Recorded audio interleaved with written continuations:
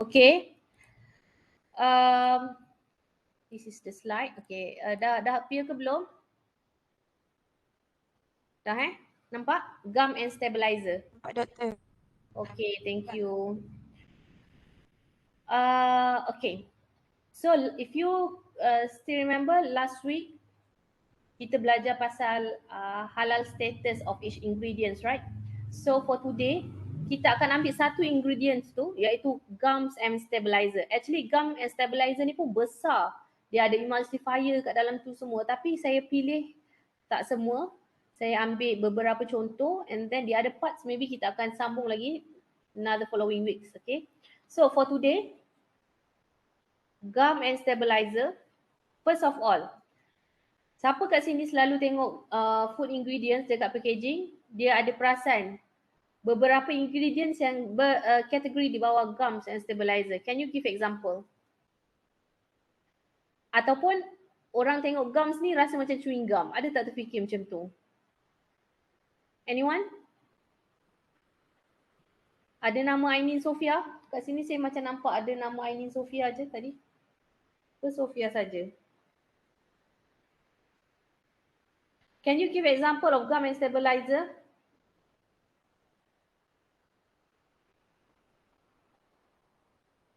Hello? Saya buka kat dalam ni supaya saya senang nampak nama kamu. Okay. Tak ada orang ke dalam kelas ni?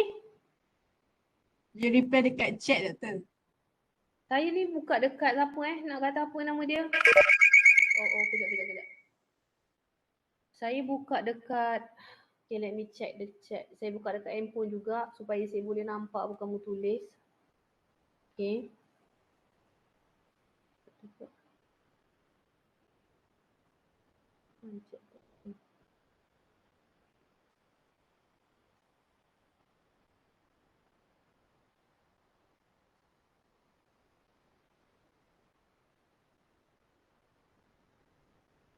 Okay, never mind.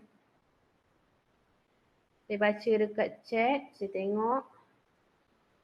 Ya Allah, tak nampak. Sekejap Dia tak pandai bila guna kat window ni, dia macam hilang. Mana? Okay, chat dia. Gardenia Prince Coklat. Chewing gum. Bun Gardenia Prince Coklat. Ajla, kat situ ada apa contoh gum dia? And then chewing gum. Lokman kata chewing gum. Jenis apa tu kalau chewing gum, Lokman? Pernah baca tak kat ingredient dia? Okay, gum Zantan. Zantan gum. Okay, Azila bagi contoh Zantan gum. Tapi dekat Bun Gardenia, I'm not so sure ada ke Zantan gum. Okay, gelatin. Okay, betul. It's type of stabilizer, bukan gum. Okay. So far adalah, maksud dia some of you know what is gum and stabilizer. Thank you so much for those who respond. Okay, never mind. Thank you Lokman, thank you Ajla yang reply semua, thank you. So once we talk about gum and stabilizer, yang Zantan gum tu tepat, gelatin dia more tu, bukan more, dia adalah di bawah kategori food stabilizer dan di bawah subkategori emulsifier pula. Means that dia boleh jadi emulsifier and also stabilizer, depends on the function lah dalam produk tu, dia function dia sebagai apa. So dalam gum and stabilizer ni, some of you dah bagi tadi contoh-contoh. Saya akan brief sikit what is the gum and stabilizer. Okay, and then kita tengok sikit chemical composition dia, very brief. And then the function, halal status and also the halal issues. So for gum and stabilizers, okay, since some of you say it is, the examples are gelatin, Zantan gum. So means that dia digunakan di dalam food product as, kalau stabilizer, kita nak stabilizekan dia. Contohlah macam, saya punya slide ni bergerak atau tak? Gerak ke tak? Kejap lagi saya seronok sendiri. Sekarang Doktor dekat outline ni. Outline? Okay, maksudnya saya sekarang ni dah dekat gum and stabilizer. Gerak tak? Tak gerak? Oh, tak. Tak gerak. Tak, doktor. Kenapa dia macam ni Laptop saya ni problem ke? Kita buat slideshow ke? Saya buat slideshow. Okay, sekarang ni kamu nampak apa? Kejap saya share balik. Tadi saya dah stop sharing. Now saya akan tekan share semula. Okay, saya tekan slideshow. Kalau dia tak gerak bagi tahu supaya saya ni tak sorang-sorang. Gerak tak? Tak. Saya rasa tak payah buat slideshow ke, doktor? Oh, kita buat macam ni je lah Okay, Ya. tadi saya dekat outline gum and stabilizer. Nampak gum Ya, and gerak. stabilizer nampak Dia gerak. Nampak. So basically gum and stabilizer saya tak bagi pun dia punya full definition. Okay, because saya nak all of us think about it and then mudah ingat. Kalau kita bagi ayat panjang nanti tengok macam boring kan. Okay, so gum and stabilizer macam yang kamu dah cakap tadi, xanthan gum, gelatin. Kita tengok je benda tu. Tengok xanthan gum, tengok gelatin is like jelly. Lepas tu kita rasa dia mesti macam melekit. Okay, so dia punya most of the function is to make the products bind to each other. Okay, kalau dia bersifat contoh ada air dengan minyak means that we don't want them to be separated at the end of a certain time. Maksud dia awal kita campur okay, lepas tu bila dah lama-lama dia pun separate. So this gum and stabilizer make them homogen. Okay, stabilizekan dia supaya dia tidak terpisah. That is one of the function. Okay, tapi if we go to the specific functions, okay, untuk gums, okay, we it's not only known as gum, it is also known as polysaccharides. Okay, and these compounds are from complex carbohydrates macam xanthan gum, arabic gum. Okay, mereka adalah dari kumpulan karbohidrat and they are soluble in water, means that dia larut dalam air. Dalam produk kita beli, contohlah xanthan gum, dia dalam bentuk powder. Bila kita masukkan dekat dalam air, dia pun akan jadi kembang membentuk macam jelly. Okay, sebab dia soluble. Okay, soluble, and then bila kita masuk dalam air, dia akan form gels and also mucilage. Okay, jadi lendir. Okay, so this characteristic, okay, sebab dia soluble dalam air and then dia fiber, most of them are fibers under carbohydrates. Okay, dia disebabkan oleh molekul dia macam tu. So dia punya karakteristik adalah dia boleh menjadi gelling, ada karakteristik gelling, thickening agent, and then they also can retain moisture, emulsification and also stabilization for the food product. Okay, and then we can class them. Okay, these gums and stabilizer, untuk gums kita fokus untuk gum dulu, nanti stabilizer kita pergi kemudian sebab mereka ni dalam komponen yang sama, cuma gum ni dia ada group besar sikit. Okay, gum ni kita boleh kelaskan mereka ikut source, shape, charge, monomeric unit and also semi-synthetic. Okay, kalau tengok plant, the source can come from plant, can come from animals, microbial and marine. Okay, kalau kamu tengok xanthan gum, dia under microbial. Okay, fermentation from Xanthomonas. Kalau daripada animals, contoh dia adalah chitosan. Kalau daripada plant, tumbuhan, contoh macam arabic gum, locust bean gum. Kalau dalam bentuk pula, ada yang linear, ada yang branch. Okay, charge, ada non-ionic and anionic. And then monomeric unit, okay, kat sini ada 5 pula kelas yang kecil. Begitu juga dengan semi-synthetic. This one kamu boleh baca dan boleh ingat sendirilah after this. Okay, so as I mentioned earlier, gums ni dia adalah complex carbohydrate. Okay, complex carbohydrate bermaksud dia adalah combination of certain groups of gula. Okay, sama ada galactose, arabinose, rhamnose, xylose or galacturonic acid. Okay, nanti saya akan ambil 3 contoh gums. Kamu boleh tengok dia punya macam mana dia sambung dalam molecule structure dia. Any question so far?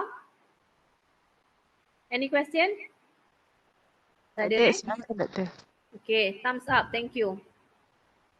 So, kita pergi kepada food gums So this one, selain gum kita dah tahu dia dikenali juga sebagai polysaccharides, right? So, dan karakteristik dia tadi yang kita sebut gelling, thickening agent, stabilizer and etc. sebab dia punya chemical structure. Okay, dia ni larut dalam air and then dia akan membentuk gel. Okay, so let us see. Natural gums ni dia ada long chains of sugar. That's why we call them polysaccharide.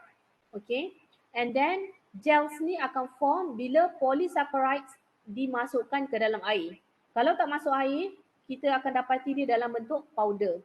And then these gums are only partially digested by humans and typically have few adverse side effects. Okay, this one tak semua gum ada side effect lah, tapi mostly gums ni dia kan daripada tumbuh-tumbuhan, fiber. Bila masuk kat dalam perut, sebenarnya sebab dia more to nutrition kan. Contoh, dia banyak digunakan, contoh macam Arabic gum. Okay, dia digunakan untuk orang yang nak lose weight. Kenapa? Bila dia masuk kat dalam usus ataupun dalam perut, dia bercampur dengan air, dia akan kembang. Bila kembang, masuk di dalam perut, what will happen? Kita punya perut tu akan jadi penuh. Penuh tapi makanan yang sebenarnya dalam tu sikit je daripada gelling tadi. Bila penuh, what will happen? Kita punya kehendak untuk makan tu berkurang. So, indirectly, kita punya food intake, contoh kita makan sepinggan nasi, kita ganti dengan 1 glass of xanthan gum, not xanthan gum, Arabic gum lah selalu yang kita guna untuk lose weight. Okay, kita pun akan kenyang. Bila kenyang, kalori intake kita pun kita tak ambil banyak, maksud dia sebab kita dah ambil gum tadi. Jadi bila kalori intake kita kurang, maka kita pun cepatlah turun berat badan. Okay, dari segi untuk lose weight is okay lah. Tapi kalau kita tengok dari segi nutrient, gums ni dia hanyalah fiber. Fiber maksud dia serap air, dia kembang. Dia fiber bagus untuk pencernaan. Tapi in term of other nutrients like vitamins, minerals, okay, dia tak provide. Okay, so long term effect contoh macam orang tu very obsessed to lose weight, dia diet dia macam tak seimbang lah.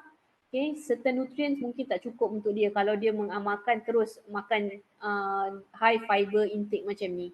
Okay, understand? Itu kebaikan dari segi untuk turunkan berat badan, tapi in term of dia punya long term effect, maybe kita akan kekurangan certain nutrient kalau kita terus ambil gum sebagai diet untuk turunkan berat badan. Okay, so example of food gums. Sekejap tengah ada kelas lah, siapa ni call balik boleh? Call balik boleh? Ada kelas ataupun WhatsApp. Okay, terima kasih. Okay, example of food gums, okay, we have xanthan gums, we have agar, cellulose gum, guar gum, locust bean gum, Arabic gum, tragacan gum, olibanum gum and almond gum. But what I'm going to share with you here is only 3. Xanthan gum, guar gum and Arabic gum. Okay, sebab yang lain tu boleh juga kamu nak explore, boleh baca sendiri ataupun kamu boleh juga pilih sebagai kamu punya individual presentation ke ataupun group presentation ke. But so far untuk food gums, there is no much halal issues because most of them are coming from plants. Tapi yang daripada animals macam gelatin, yang tu mungkin ada. Okay, so let us see. Ini saya nak tunjuk gambar sebenarnya. Arabic gum tu macam mana, olibanum gum tu macam mana, tragacan macam mana, almond gum macam mana. Okay, so kamu nampaklah ini adalah di antara gum, food gum yang kita boleh gunakan dalam food product.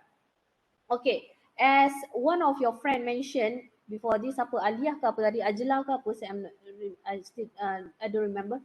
Okay, kamu nampak tak contoh, kamu boleh beli sos, macam ni ada taco sauce. Tengok kat belakang dia. Nampak tak yang saya tunjuk ni? Xanthan gum. Can you read? Kalau siapa yang pakai laptop boleh nampak jelas. Siapa yang pakai handphone kamu kena zoom dia bagi besar. Okay, dekat taco sauce ada guna xanthan gum. Yang ni pula adalah daripada what is this? Kita ingat benda apa saya ambil ni? Mushroom soup. Okay, mushroom soup. pun ada guna xanthan gum. Tapi xanthan gum yang sebelum kita masukkan dalam produk adalah dalam bentuk powder. Okay, so far okay? Any question so far? Tak ada Okey doktor. Biasa tak tengok ni produk-produk makanan. Tengok kat belakang tu bila tengok, oh xanthan gum. Okay, saya suka kalau macam contoh, kalau low calorie intake produk yang guna Arabic gum, xanthan gum, saya memang macam bukanlah obses.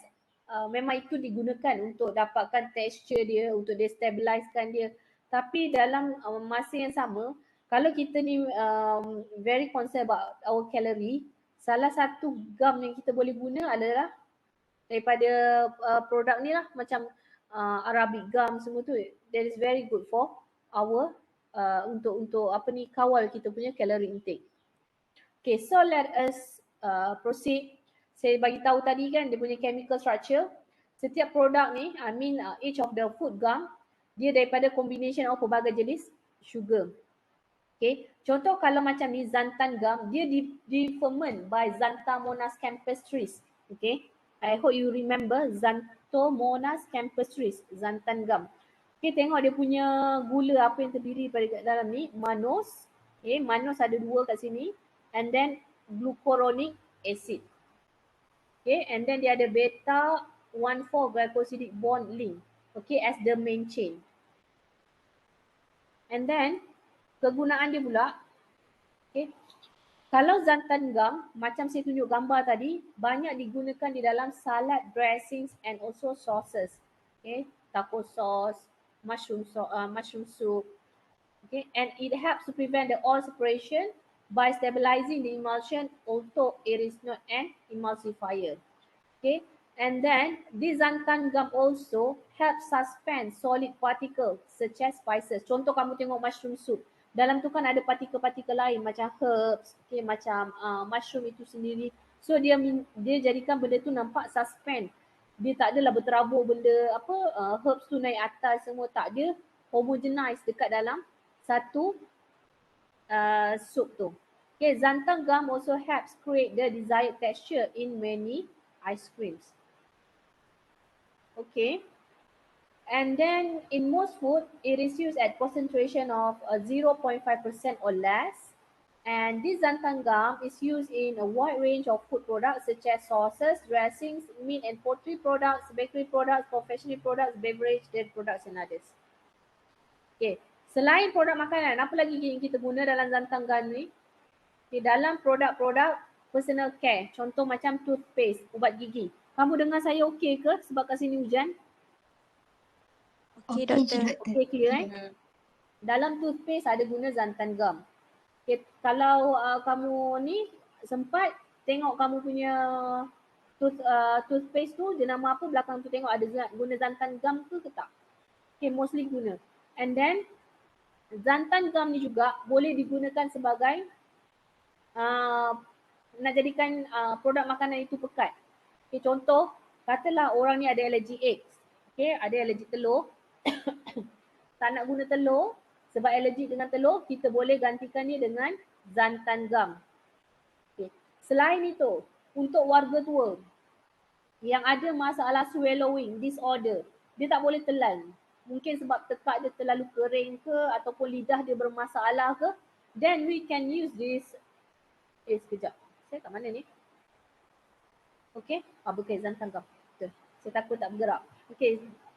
Jadi kita boleh menggunakan xanthan gum ini sebagai salah satu ingredient untuk membantu orang yang ada masalah menelan. Terutama golongan warga tua ataupun orang-orang yang berpenyakit macam pesakit kanser. Okay, diorang punya tekak, lidah semua kering. So kita boleh bantu mereka dengan menggunakan xanthan gum sebagai salah satu ingredient dalam produk makanan. Besides that, okay, certain people are very allergic with gluten. Okay, gluten ada orang allergic. Sama juga macam telur ataupun apa lagi yang allergic, bahan-bahan yang mengandungi udang, ketam semua tu kan. Tapi kalau gluten, kita kalau contoh kita nak kata free gluten, Kita nak orang yang ada gluten masalah, kita tak nak dia ada allergic reaction, then we can replace with xanthan gum. Okay, so now kamu nampak tak kebaikan xanthan gum ni macam mana? Banyak kan dia bantu. Pertama, the main function as stabilizer tadilah gum. Okay, dia boleh jadi gelling agent semua tu. Selain tu dia banyak membantu kita dari segi untuk mengatasi masalah-masalah pengguna yang ada masalah nak menelan, yang ada masalah allergic, okay, masalah untuk memastikan kualiti produk itu sentiasa berada dalam keadaan terbaik. Okay, contoh macam kita nak herbs ataupun any particles yang kita guna dalam food product, kita boleh guna xanthan gum supaya dia sentiasa homogen. Okay, any question so far? Kalau tak ada, thumbs up.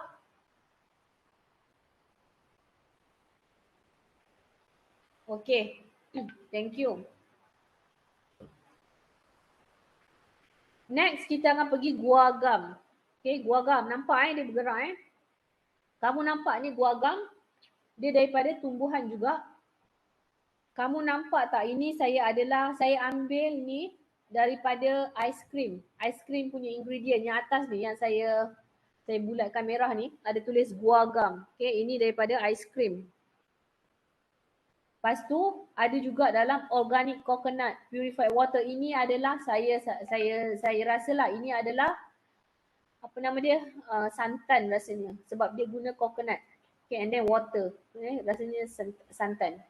Okay, sebelah kanan, my right side adalah pokok guagap. Ini dia punya biji. Okay, kulit tu kita akan buang, proses, dapatkan dia punya guagam dalam bentuk powder. Okay, selain nama guagam, dia juga dikenali sebagai guaran. Okay, it is galactomannan polysaccharide extracted from guar beans. Okay, fungsi dia thickening and stabilizing.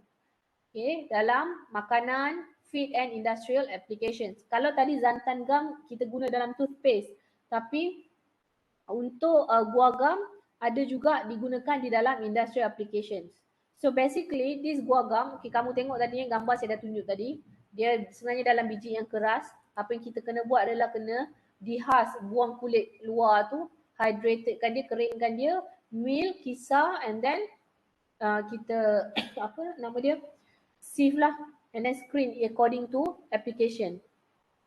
Nak guna untuk apa? Industri ke, food ke, tahu macam mana. Okay, dia adalah exopolysaccharides. It means that exopolysaccharide adalah complex carbohydrate. Okay, gula yang ada dekat dalam guagam ini adalah galactose and also mannose. Okay, ini adalah dia punya chemical structure. Okay, mannose the backbone dia, and then dia ada galactose sebagai dia punya side chains. And also this chemical structure consists of beta-1,4 linked mannose.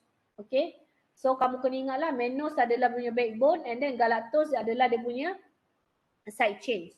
Okay, and then this guagam, dia punya specialty dia pula, dia boleh tahan temperature pada 80 degree Celsius for 5 minutes. Okay, contohlah kita nak buat mungkin kita ada satu produk yang perlu dipanaskan pada suhu yang tinggi. Okay, mungkin guagam adalah stabilizer yang boleh digunakan lah sebab dia tahan haba. Okay, depends on the type of product that we want to produce. Okay, kita tengok kegunaan dia. The most significant characteristic of guagam, dia adalah kelebihan dia adalah ability to hydrate rapidly in cold water system to give highly viscous solutions. So this guagam dia boleh kalau kita menghasilkan contoh produk apa dalam highly what we call that cold water system. Contoh macam kita buat aiskrim. So means that guagam sangat sesuai sebab dia sangat cepat untuk memberikan dia punya karakter tu, gelling agent tu. Okay, and then in food industry, guagam is used as novel food additive in various food product for food stabilization and as fiber sources. Okay, jom kita tengok dia punya penggunaan lagi. Okay, so penggunaan dia ada banyak. So okay, kat sini saya listkan. Kalau chapati sebagai softness, okay, chapati yang kita makan tu, kalau pakai guagam dia jadi lembut. Kalau dalam bread, Okay, sebagai pelembut juga, and also low volume, nak bagi nampak gebu besar macam tu kan. Fried products, okay, oil uptake reduction untuk mengurangkan minyak. Yogurt, texture improver. Cake, fat replacer. Sausage, softness as well. Pasta, texture improver. Ice cream, smaller ice crystals. Okay, baked goods, dough improver and tomato ketchup untuk consistency improver. And then, okay, any question? Ada soalan so far? No, Doktor. Okay, thank you. So use of guar gum. Tadi saya bagi tahu kan dia digunakan dalam industri. Kalau macam xanthan gum banyak dalam toothpaste. Tapi guar gum ni kat mana? Banyak sangat industri yang menggunakan guar gum dalam tekstil untuk printing. Okay, dalam explosive, dia punya water binding agent for aqua slurry explosive. Okay, dalam untuk bahan letupan. Untuk oil drilling, dia sebagai fluid loss controller. And then mining dalam pelombongan. Dalam cosmetic and pharmaceutical sebagai thickener, toothpaste and also shampoos.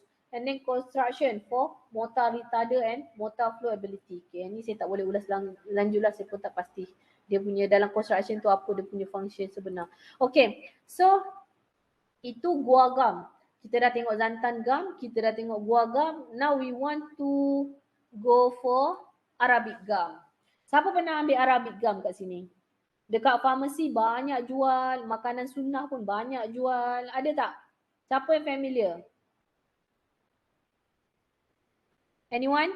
Ataupun mak ke, datuk ke, nenek dia ke, kakak dia ke ada ambil gua Arabic gum. This Arabic gum is very special. Tak pernah ke? Tak ada orang pernah ambil Arabic gum? Tak pernah. Hazirah tak pernah. Lagi? Ayuni, Afifah semua tak? Okay, tak pernah ambil tak apa. Ainin, Sofia pun kata tak pernah. Lokman pun tak pernah. Pernah dengar atau tidak Arabic gum? Pernah dengar tak? Tak pernah juga. Oh yo. Tak pernah. Ramai tak pernah. Masya Allah. Okay, maksud dia ini first time ke dengar Arabic gum? Hazira pernah dengar? Hazira pernah dengar? Yes. Ke kamu menjawab soalan saya? Menjawab soalan. Okey, menjawab soalan. Okey, Arabic gum adalah salah satu gum yang saya kata kenapa dia istimewa sebab dia disebut di dalam beberapa kitab suci. Okay, nanti kita akan tengok dulu. Kita tengok selepas ni. Okay, saya ulas dulu apa Arabic gum ni. Okey. Arabic gum ni not only known as Arabic gum, kita boleh panggil dia gum Sudani, akasia gum. Okey, akasia pernah dengar ke tak? Kalau Arabic tak pernah dengar, akasia pernah dengar? Akasia TV pernah dengar? Drama TV pernah dengar? Okey, akasia TV ke akasia gum yang kamu familiar dengar? Maksud dia bila kamu dah tengok TV tu, saya macam pernah dengar lah slot akasia ke apa benda kan. Kamu terfikir tak sebenarnya akasia ni adalah sejenis food ingredient?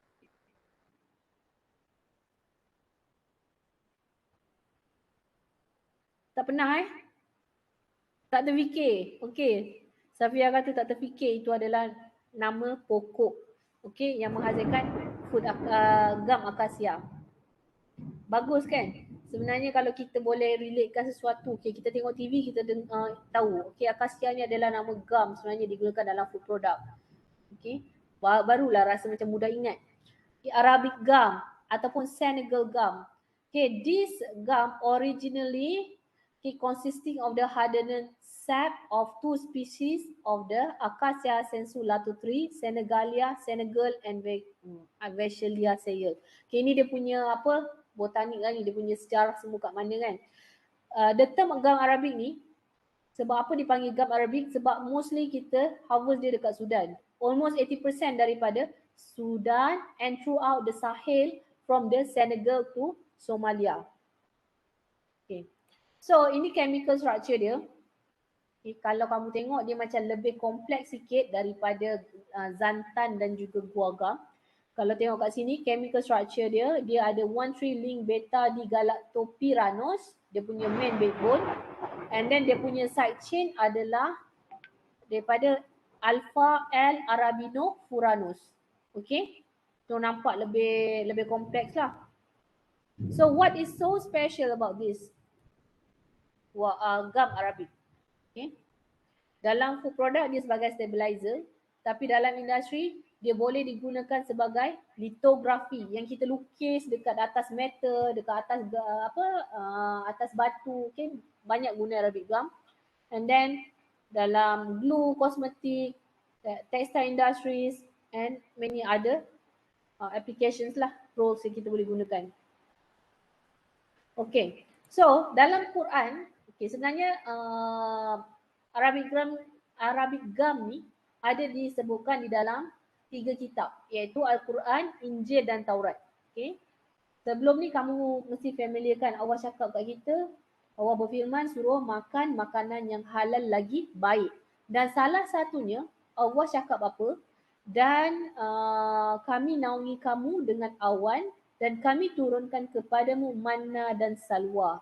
Makanlah dari makanan yang baik-baik yang telah kami berikan kepadamu dan tidaklah mereka menganiayai kami, akan tetapi mereka lah yang telah menganiayai diri mereka sendiri. Okay, so manna ni adalah menurut daripada alim ulama, para penyelidik, okay, refer kepada Arabic gum. Okay, so bila kita kaji kenapa Allah cakap Arabic gum ni Allah suruh makan. Okay, sebab bila kita kaji dari segi saintifiknya, okay, kita boleh tengok promote satiation and satiety. Maksud dia bila kita makan, kita akan jadi cepat kenyang. Okay, kenyang macam mana? Macam yang saya sebut tadi. Bayangkan, katalah kita ambil, sebelum tu, gum ni, Arabic gum ni dia adalah daripada karbohidrat. Karbohidrat pula kelas dia adalah daripada fiber.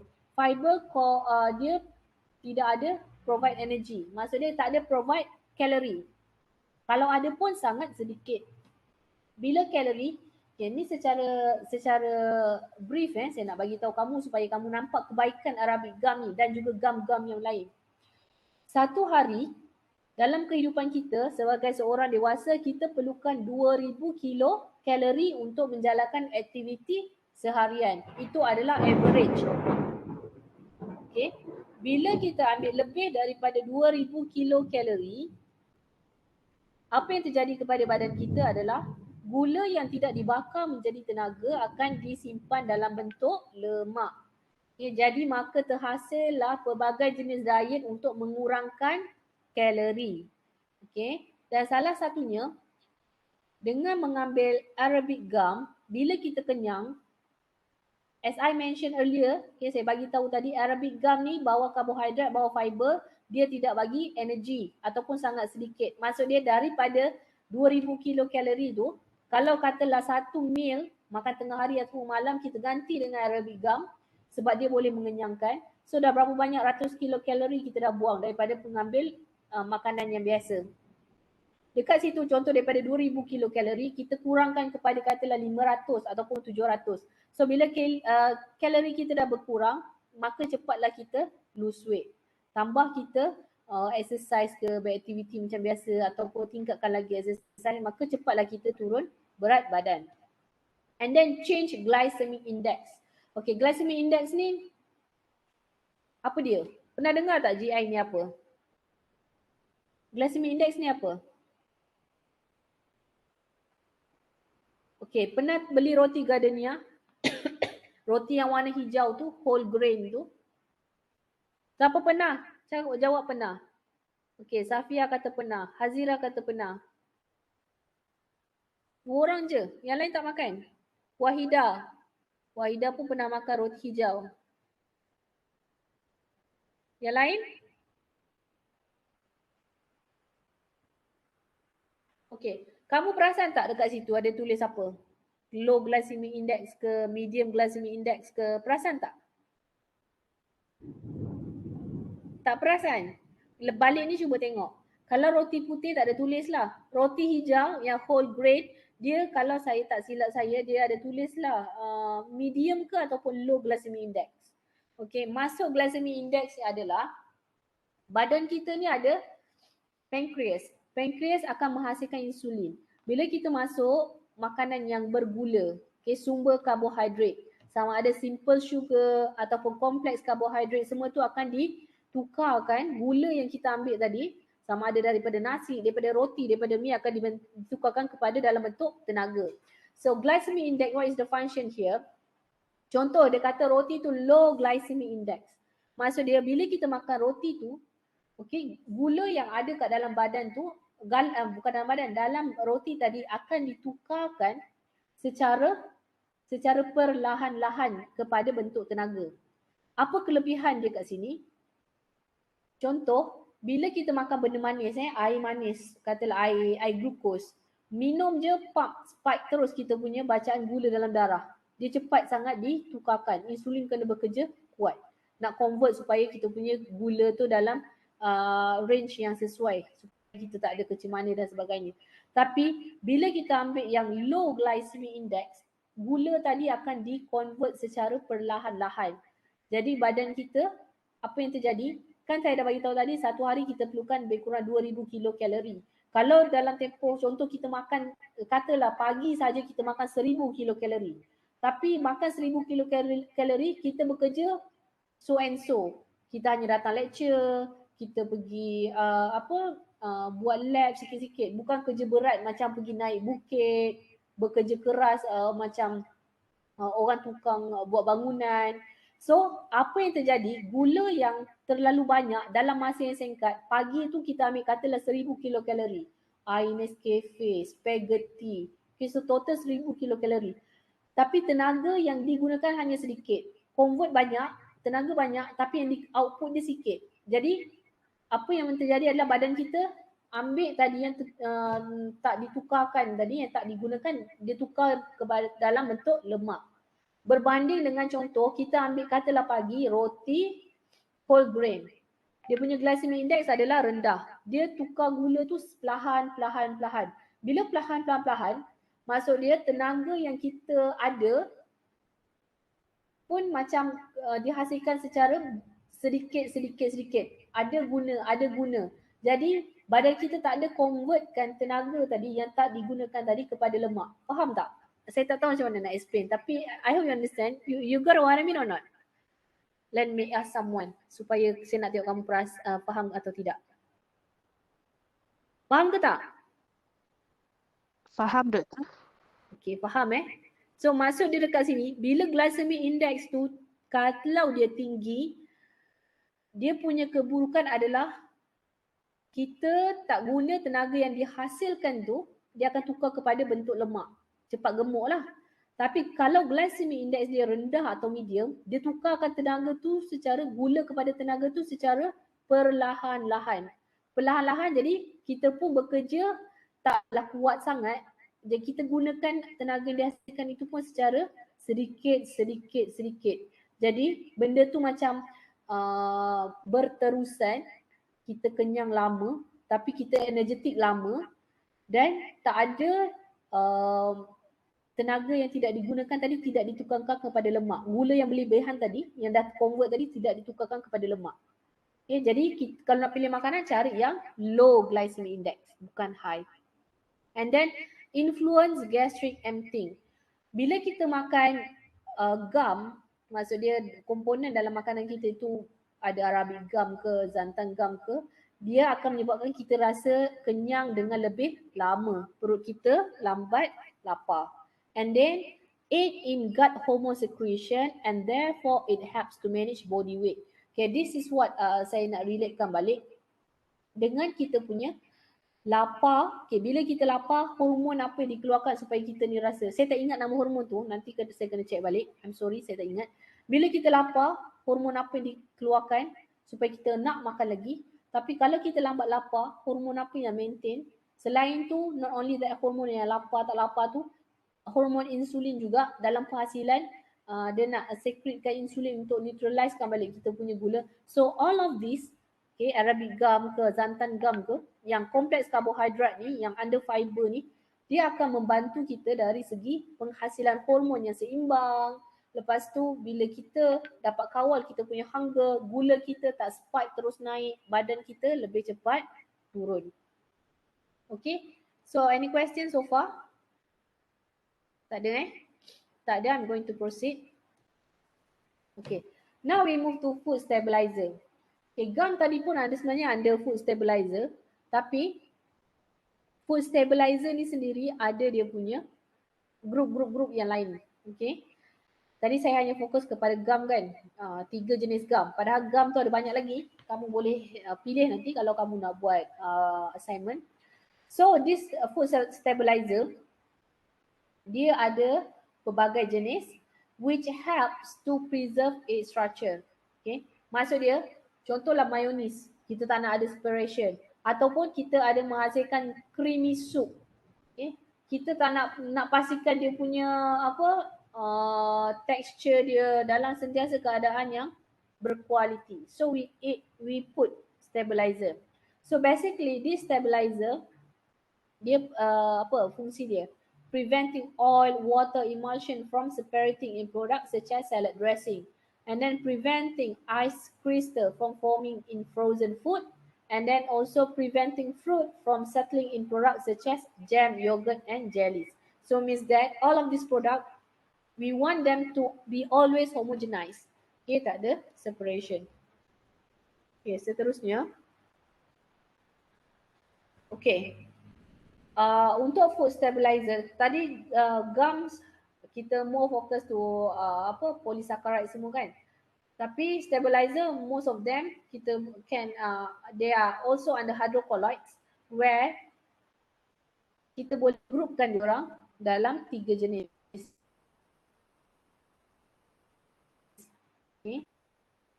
Tadi kalau kamu ingat yang gum pun sebenarnya ada boleh group mereka dalam 3 grup besar juga, iaitu daripada plant sources. Di bawah plant sources ni ada gum tadi. Selain gum ada apa lagi? Alginate, agar, carrageenan, selulose derivative dan sebagainya. Pectin, starch, okay, pectin dalam jam, starch. And then animal sources, gelatin, lecithin, glycerin. Yang ni kita akan kupas di dalam emulsifier. Okay, gelatin, lecithin, glycerin ni more to emulsifier. Walaupun sebenarnya mereka di bawah grup besar yang sama iaitu food stabilizer. And then synthetic sources iaitu polysorbate and its derivative. Polysorbate ni pun ada pelbagai jenis, tapi dia sintetik. Kita akan kupas nanti. Okay, so let us see the halal status. Okay, halal status senang je. Kamu sebagai pelajar yang fokus kepada halal, tengok 3 perkara penting. Sources dia, kalau dia haiwan, dia akan jadi halal, haram ataupun masybuh. Okay. Tapi kalau dia daripada plant ataupun sintetik, most of them are halal as long as waktu processing, waktu mixing itu tak ada bercampur dengan yang haram. Sama juga dengan microbes. Kalau dia daripada microbe tu kita dapat daripada sumber yang halal, maka dia punya status pun akan jadi halal. Tapi if let's say kita dapat microbe tu daripada haiwan, contoh macam rennet daripada pig for example, maka status dia akan jadi haram. So dekat sini saya crop lah beberapa. Sebenarnya ada banyak. Okay. Emulsifier and stabilizer. Kamu tengok kalau macam kalau ni masybuh. Sebab apa? Dia daripada animals. Okay, masybuh. Tapi kalau halal, okay, calcium alginate. Halal kalau kalsium itu daripada animal. Salah. Is from mineral, bukan daripada animal. Salah. Okay, sama juga dengan ni. Banyak ni, tengok ni. Polysorbate ni kan sintetik. So most memang halal. Yang masybuh dekat sini adalah esters of fatty acid, sucrose. Okay, yang emulsifier kat sini, yang masybuh ini adalah daripada haiwan. Okay, so kalau kita tengok market pula. Any question so far? Ada soalan? Tak ada So kalau kita tengok market, okay, dari segi perkongsian market. Antara gums, Jalen gum, xanthan gum, pectin yang paling banyak adalah, tengok yang warna hijau ni.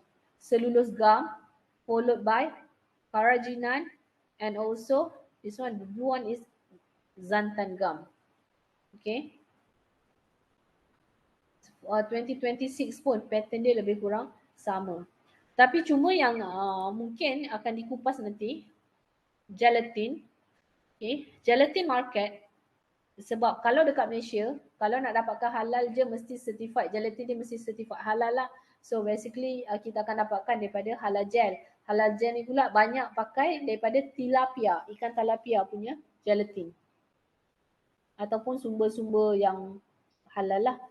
Tapi dalam market worldwide, okay, kebanyakannya adalah daripada pig skin, daripada kulit babi.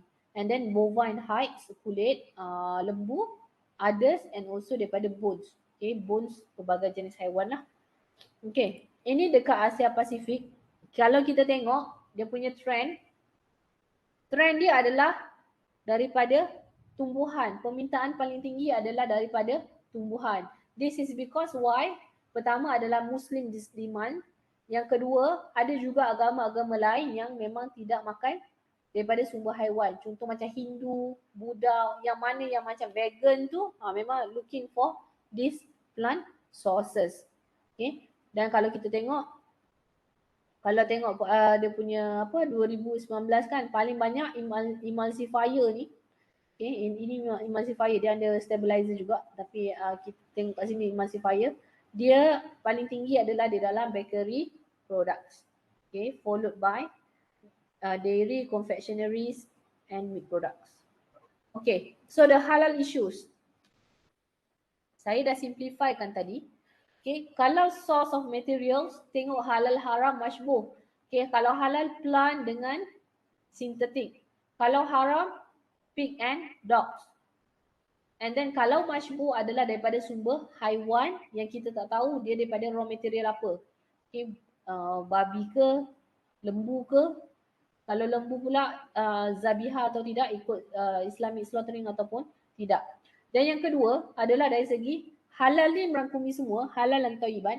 Dari segi dia punya, kalau dia punya source tu dah halal daripada plant, dari segi dia punya keselamatan, dia punya safety, kebersihan dan keselamatan dia, adakah terjamin ataupun tidak. Itu dia punya halal issues yang perlu dititik beratkan. Okay, so conclusion, okay, we almost at the end of the lecture. Kalau kita tengok apa yang kita boleh concludekan daripada lecture hari ni, gum and stabilizer ni dalam food industry is very important. Why? We want to make sure the quality of the product sustain. Okay, daripada awal production sampailah, contoh kalau chef life dia sampai 2 tahun.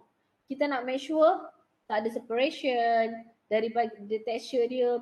Kalau untuk orang yang pesakit contohnya, kita boleh guna gums untuk membantu dia menelan dan sebagainya. So very important in food product application.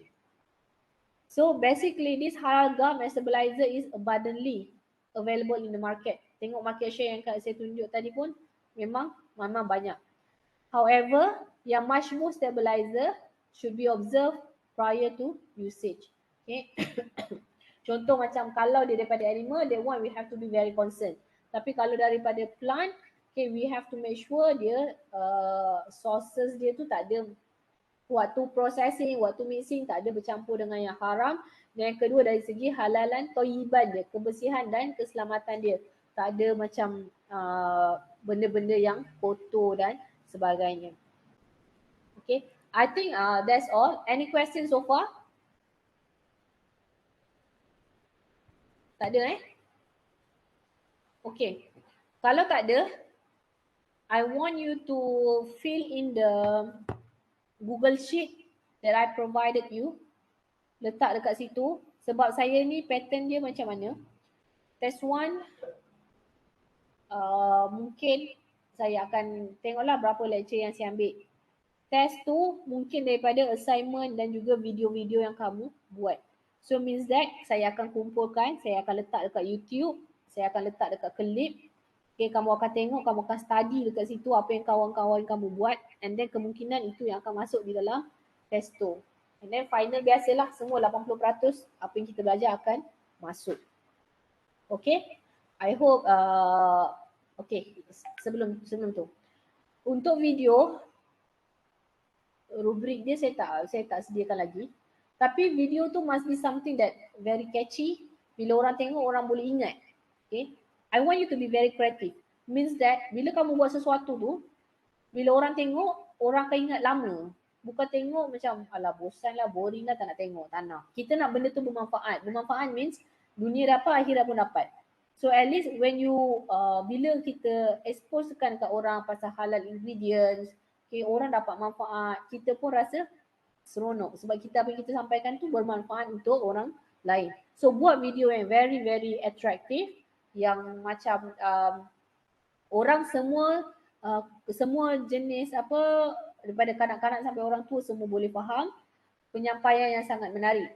Dari segi individual report pula, individual assignment, kamu pilih satu topik yang kamu rasa boleh kupas dari segi application. Okay, banyak kan, saya tadi macam GAM tadi saya sentuh 3 je. So banyak lagi GAM yang saya tak sentuh. So yang tu kamu boleh explore, kamu boleh jadikan dia satu tugasan assignment. Dan saya nak semua ini dihantar pada minggu ke-10. Okay. So I think that's all. Do you have any question before I end this lecture? Ada soalan sebelum kita tutup? Tak ada soalan, Doktor. Tak ada Okay. Kalau tak ada, saya rasa itu saja. And we close with tasbih kifarah and surah Wal-As.